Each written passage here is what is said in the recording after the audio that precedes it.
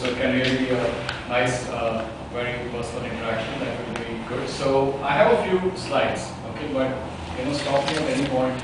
There's a huge amount of backup data on my laptop and on the blog. As I was just telling Fauza, I've got 90 articles on Jammu and Kashmir written over the last 5-6 years.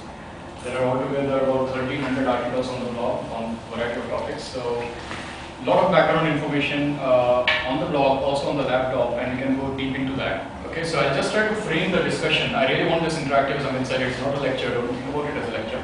And that's why I said it's a backdrop to a discussion. Okay, so having said that, I wanted to frame this discussion under a few specific points, and in terms of a very brief agenda, what I would like us to discuss is first start with there are certain myths, well publicized, very well publicized and perpetuated, but they are really myths. So we need to understand that, and I'll share two of the most egregious ones. Also, what is the root of the current violence? Current meaning the last 10, 15, 20 years, and the history of unrest in Jammu and Kashmir is actually quite long. Also, then we'll discuss the treatment that Jammu and Kashmir has been. Yes, if possible, just for a short while, because I think the backdrop is a bit dark. So the treatment that Jammu and Kashmir has been getting, the favorable treatment, I must add, and I'll give you some statistics which will highlight that, and you'll be surprised to see. Is this okay, or is it making people uncomfortable? Yes, I think it's fairly visible on the screen.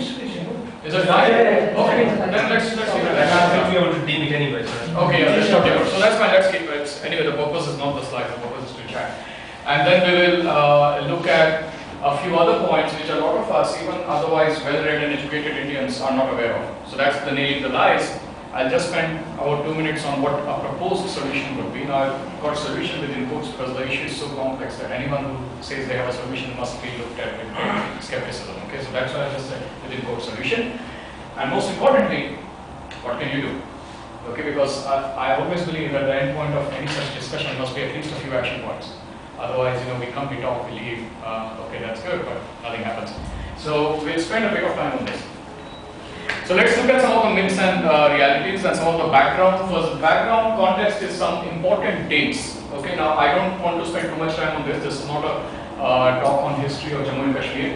But remember that the problem in Jammu and Kashmir started right after independence, within 2 months, in fact. So within 2 months, Pakistani army irregulars and also tribals attacked the border areas, and then the rest of it is fairly well known. In fact, events leading up to 1951, I think these are the key points or the key dates that you should keep in mind. Okay, so January 1948, India raised the matter in UN. 1951, there was another resolution which we'll talk about in a second. And then in May 1951, the Constituent Assembly of Jammu and Kashmir State was formed, a separate Constituent Assembly. Again, we'll talk about that in a bit. So keep these dates in mind, okay? I don't want you to memorize anything like that, just keep them in your mind as a backdrop. Let's talk about myths versus realities. Okay, so two of, as I said, the most egregious myths. So first is that the accession of Jammu and Kashmir is incomplete. And the second myth, of course, is that there is a plebiscite which India promised and which hasn't happened. And I will show you why this is a whole load of nonsense. Nehru promised, not India. Well, Nehru promised, even then, it's a load of nonsense. You're right. Nehru was, we should probably say, okay. Regardless, let's talk about the matter of accession. So here's a brief background to the matter of accession. Okay. So in October, now do you notice something odd about the date October 1951? When did India become a republic? 1950, right? So why isn't that 1951? Doesn't that odd? So I tell you the background.